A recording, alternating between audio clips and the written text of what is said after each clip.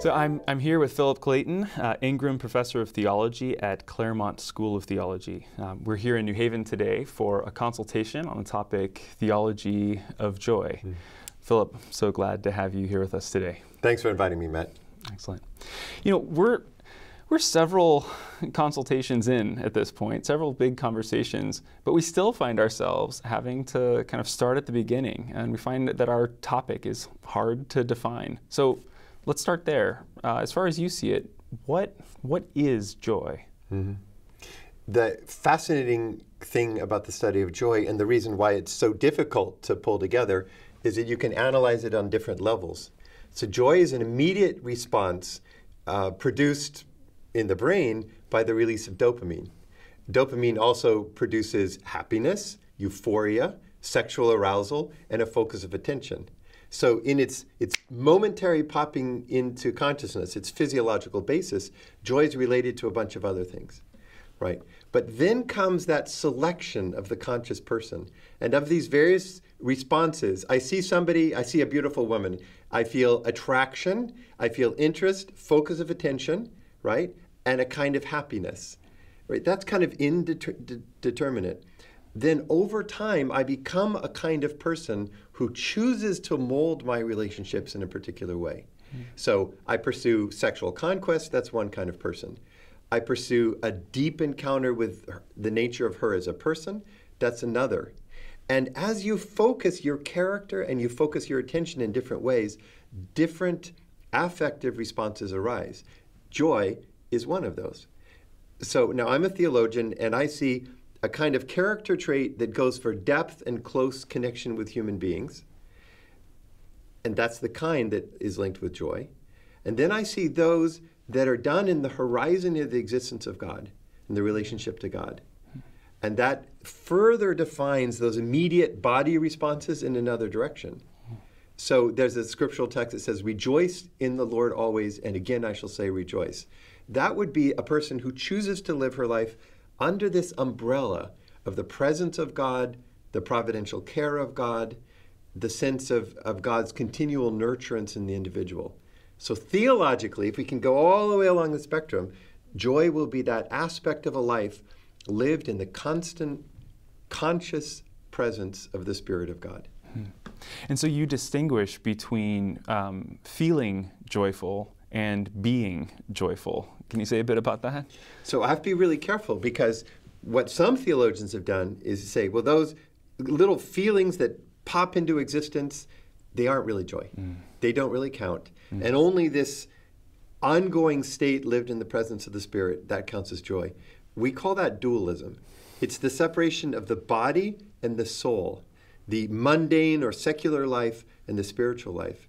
In my personal opinion, that's done immense damage since the beginning of the church. It's fostered a hatred of the body and sexuality, a diminishment of women, a focus on God as otherworldly or purely transcendent. In fact, in my view, it contradicts the notion of Christianity, which is the coming together of God and human in an incarnation. So somehow we have to talk about those distinctions without dichotomizing or dualizing. So I want to say there's the joy of the moment. You know, she comes around the corner, I see her face, and I just feel this spontaneous arousal of joy. I want to say that's joy, right? There's the person who has the attitude, you know, it's a guy you know at work, and when things are going bad, he has a smile and he says, hey, we're going to pull through. This is a guy who sort of practiced joy, but he doesn't believe in God, it has nothing to do with that. I want to call that joy. And then there are various levels of joy in that part of our life that is linked to God, linked to the presence of God's Spirit, something received. You know, joy for theologians is called a fruit of the Spirit. It's number 2 in the list after love. That's a hugely important thing. So there's this whole realm of joy, this complexity of, shall we say, theological joy, which then let's not dichotomize that at all from these various kinds of joy of our body, our relationships, our society, our habits, our character. Could we come up with an understanding of joy, a theology of joy, that encompassed all of those within one framework? That would be incredible. So would you be hesitant then to distinguish between joy and happiness, like many have? In the long run, we have to make the distinction. But when you say you do a brain study and you study the release of neurotransmitters, and you see it's the pouring out of dopamine, right? Then you'll say the person is engaged, has an arousal state, which he or she may interpret as joy or happiness or sexual arousal or as attention or euphoria. So joy and happiness are not distinguished at the level of neurotransmitters. So like Lisa, whom you also are going to interview, there is in my view, a sense of emergence that from the basic physiological responses and then the conscious interpretation of those by the individual, and then the societal expression, the sort of enculturation that's become a part of myself, and then on up to my sense of my relationship with the universe as a whole or with God. Those are levels of emergence. The lowest level, joy and happiness, aren't distinguishable. But very soon as you move up the scale, they start to diverge. And up here, I want to say there are sharp differences between a theology of happiness and a theology of joy. Interesting. What would be those? What would be the? If you could just give us a sketch of those, what would be the key differences between a theology of happiness versus a theology of joy? There is a sense, this is a little bit radical, but there's a sense in which happiness has a self-centered element to it. And that's true in our current notion of happiness in positive psychology or the self-help books, 7 steps to personal happiness. And you think, all right, I want to be happy, I'm going to go read the book, I'm happy, right? It has a very individual focus. Others may contribute to it, but it's my happiness I'm experiencing. Right? And that actually is true way back to the Greek notion of eudaimonia, which also has that self-involving aspect. Joy, now you asked me to speak theologically, joy transcends that moment of personal happiness. Joy is a state as positive, as attractive, as all-consuming as happiness. But it's happiness transmuted into the context where an action of God, the presence of God, the grace of God, felt by the individual, the person opening herself to the presence of God, and the person sending back in praise and worship, gratitude and awareness of that relationship constitutes the life of joy. Paul says, I rejoice even more in situations of struggle, of suffering, of tribulation, right? Because I know that God is present. I know that God is powerful. Therefore, I will rejoice in all things. Do you get the sense of how radically different are these two lines, starting with the same dopamine, but evolving into almost two worldviews, if I'm going to overstate it slightly? You've already begun. You're the first person I've talked to in this project who, when we start talking about joy, immediately starts talking about dopamine. Generally, you, and in a lot of your work, you read science a lot. You read science journals, you read the scientific literature. And in your paper for today, you'll often kind of cite a bit of scientific data and then you'll comment, this is theologically significant. Can you tell us a bit about that? How do we foster a dialogue between theology and science that's beneficial and productive for both parties, for both conversation partners? Yeah, Matt, that's a great question. And it really demands two answers, one starting with science and one starting with religion or theology. Let's start over here. So I've had the privilege over the last 30 years to work with individuals and scientists from virtually every religious tradition on the planet. And we find that scientists who are also religious, or theologians who are reaching out to science, manifest their belief and practice in a different way than those who exclude science. It's almost symbolic of a different mode of being in the world. So I was raised in a very conservative Christian world where all truth was contained in the Bible and science was immediately suspect. So if I had been raised today, I would have been intelligent design. That is, we know from Scripture how God created, and we know that any science that conflicts with this is wrong.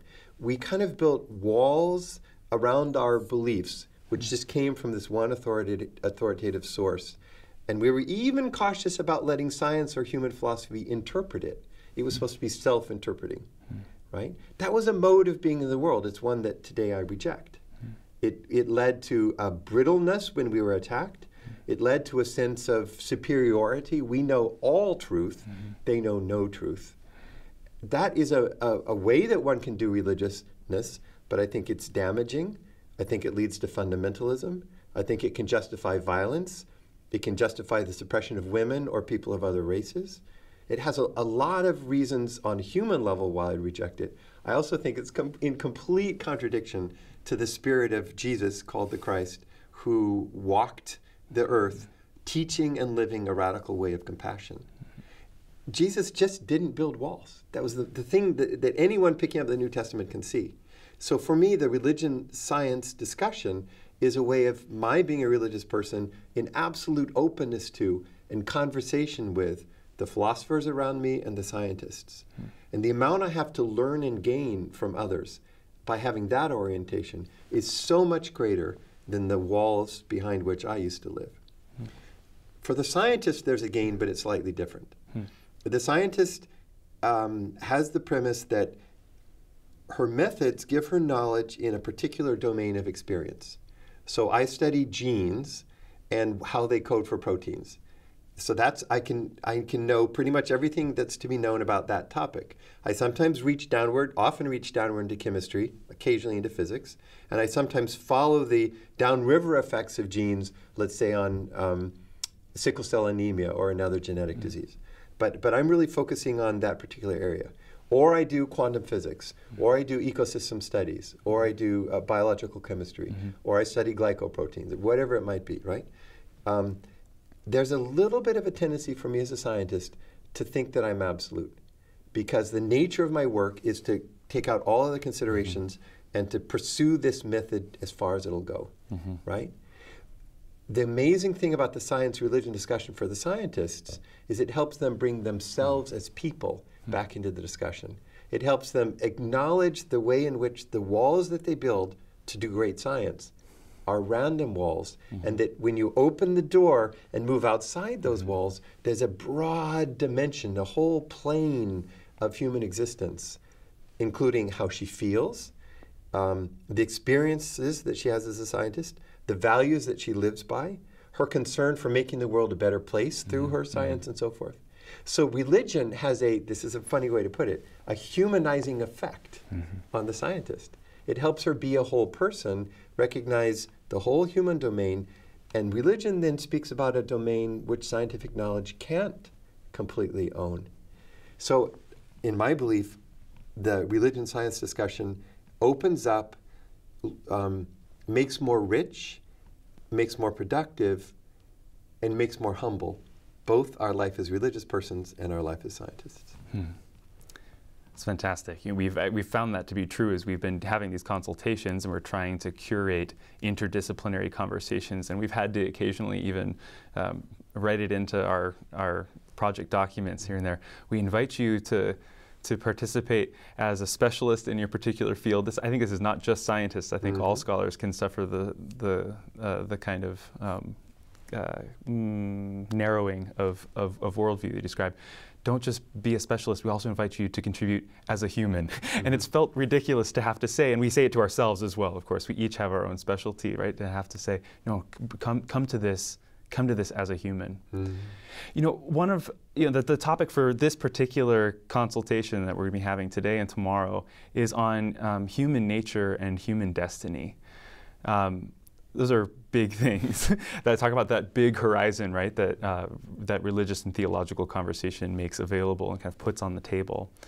I was wondering if you could help us reflect a bit on what is. Well, those are big topics. What is human nature, human destiny? What kind of features might we describe, and how might we think about those? I'll have questions for you about a couple of different traditions that we could think about that with. That's a fantastic question.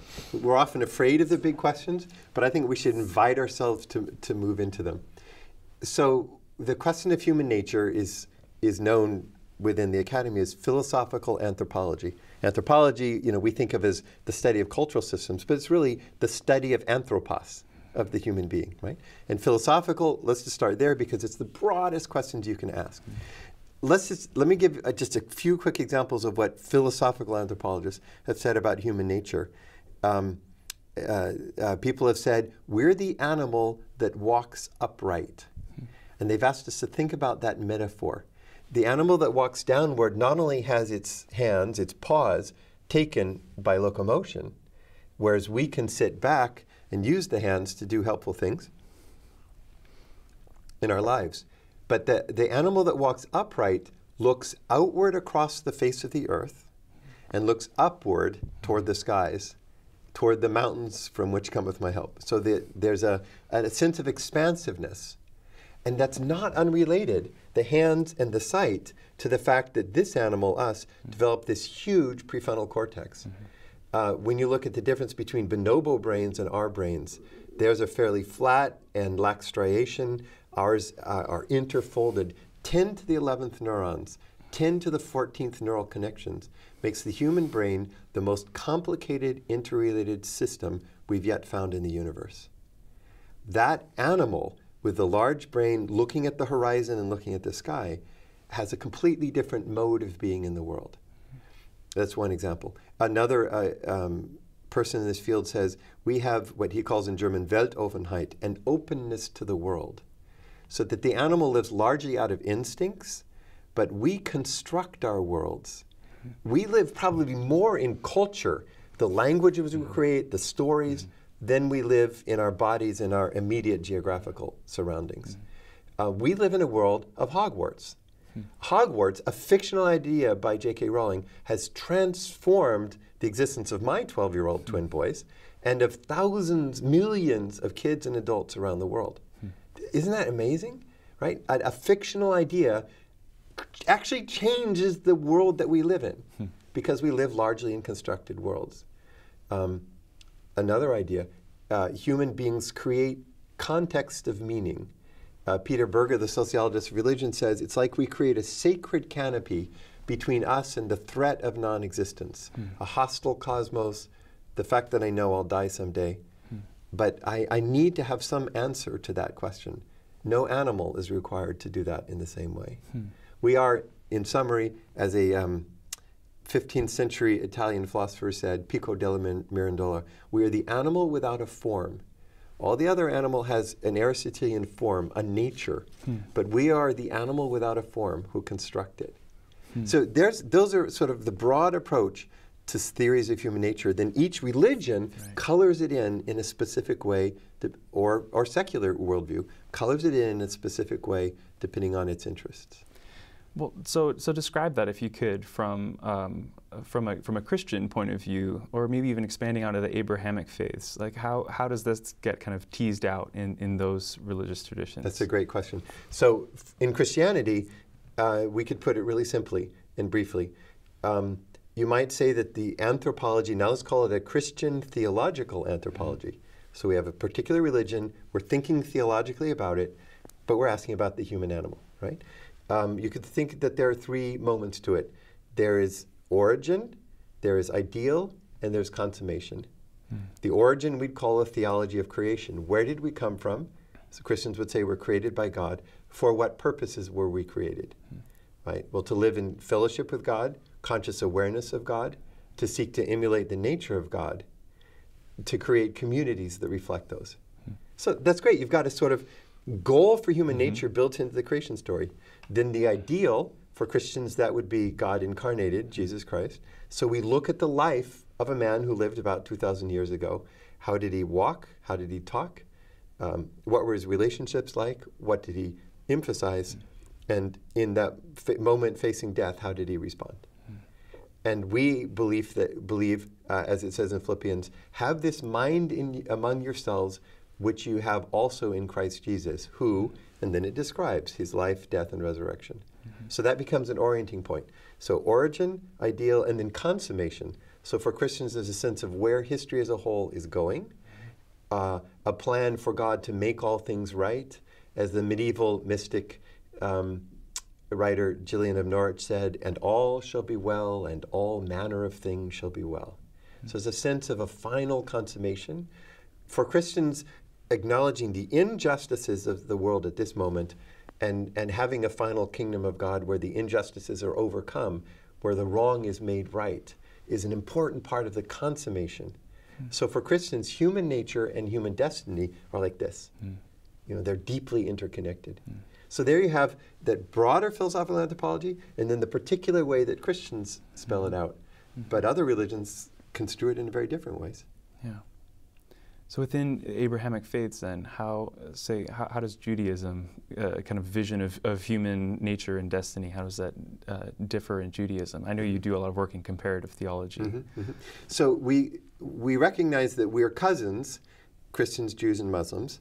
But on this question of human nature and destiny, there are actually some interestingly different responses. So for the Jew, for example, in much of Hebrew Bible, it was true that we are created by God, we share the same creation narrative, and that we're filled with the breath of God, nephesh, but this strong emphasis on the afterlife wasn't present. So it's very late in the Jewish tradition, almost to the intertestamental period, Second Maccabees, where a strong notion of immortality and life with God after death develops. That just wasn't needed in Jewish thought, right? In the rabbinical period, the Jews developed the idea of multiple reflections on the mitzvot, the core laws of that God gives in the Pentateuch, and what do we know about human nature based on those laws? What was God getting at? Why these laws? Why Shabbat, right? Why the Jewish holidays?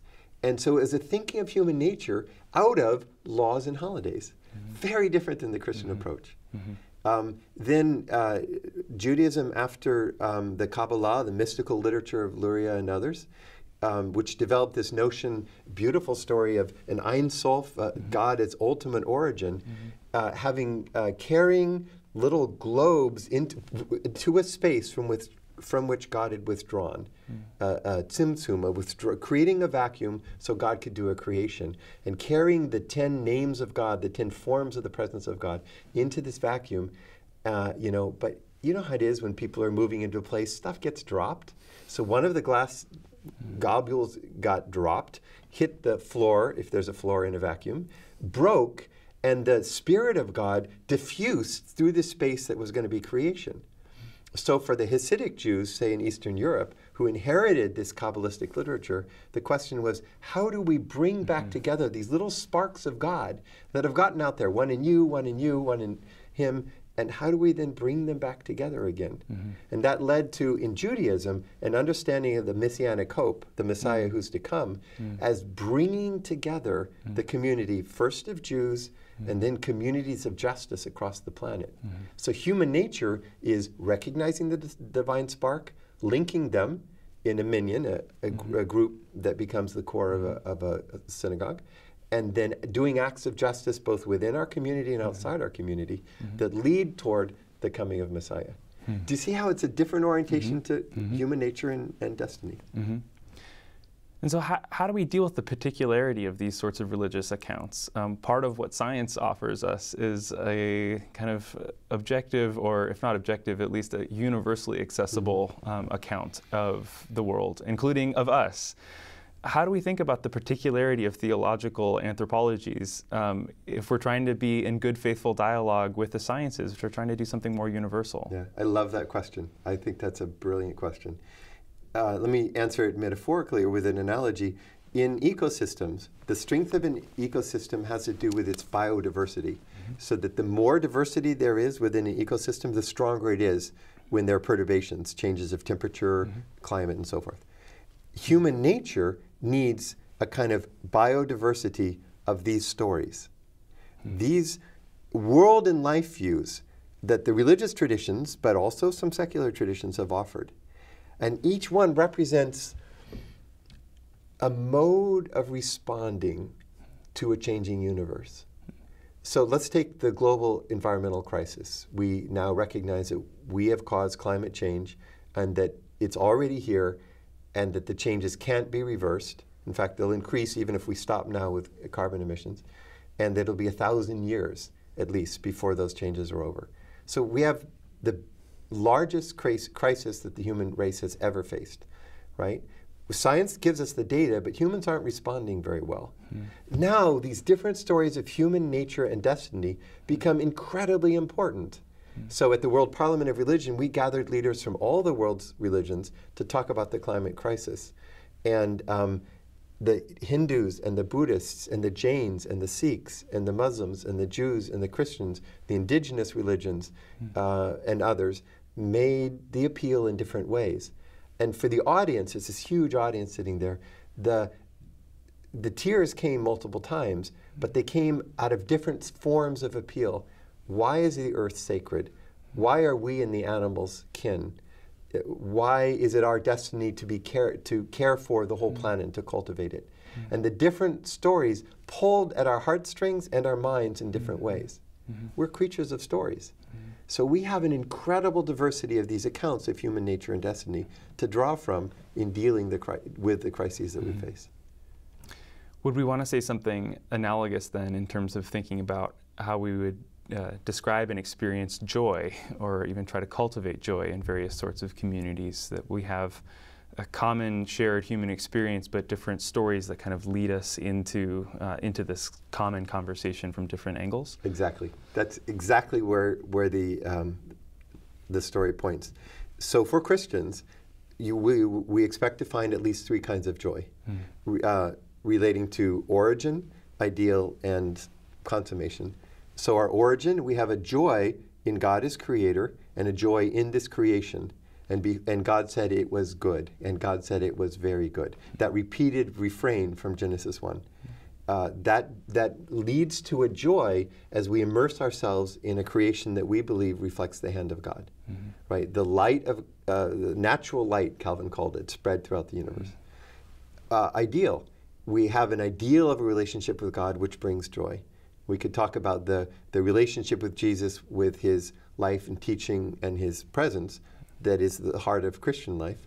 And consummation, we have a joy that injustice will be overcome. And at some day there will be a coming together of all things. It says in Revelation 21, and there will be no more tears. And that longing, it's a sacramental longing for Christians. Now contrast that to Hindus, where the three fundamental features of Brahman are Sat, Chit, Ananda. So being, consciousness, and bliss, Ananda, which is the closest Hindu analog to joy. And Ananda is so basic that every holy person takes on that suffix. So Bodhi Ananda, right? Rajananda. And you'll take that name on because living the life of bliss or joy is what we expect from the sadhu, the sacred person. One last example, in Buddhism, in Mahayana Buddhism, the person who experiences enlightenment doesn't just allow the illusory self to disappear, but he or she returns, as the Buddha himself returned, to the world in order to share this ananda, this joy, with all living beings. So it's called the ideal of the bodhisattva, the one who has experienced full enlightenment and returns to bring others along. In Tibetan Buddhist meditation, there's something called compassion meditation, where you will spend hours a day meditating and sending out compassion to all living things for their enlightenment and for their liberation. A state of joy, of ananda. So do you see how each of these worldviews is accompanied by a particular view of joy? Yeah. Well, Philip, I thank you so much for this conversation. Of course, it is the beginning of a larger conversation that'll happen today and tomorrow, but we hope for years to come as we figure out how to be humans together and seek the joy that we can have together in this life and with regard to what's beyond. Thank you so much for your time. Thanks. It's an exciting project, Matt. Glad to be a part of it.